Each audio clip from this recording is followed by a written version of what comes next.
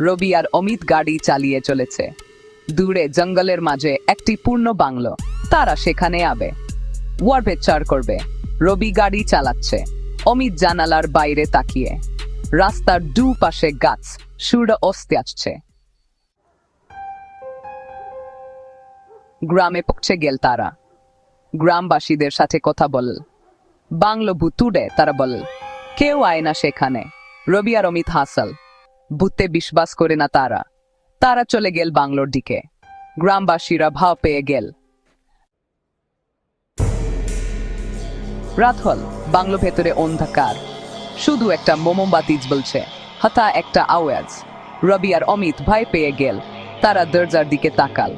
দরজা একলা একলা খুলছে। একটা ঠান্ডা হাওয়া লাগল। সকাল হল, গ্রামবাসীরা বাংলোতে এল। রবি আর অমিতকে পেল না। শুধু একটা ক্যামেরা পেল, ক্যামেরায় ছবি। রবি আর অমিত ভয় পেয়ে আছে। তাদের পিছনে একটা ছায়া।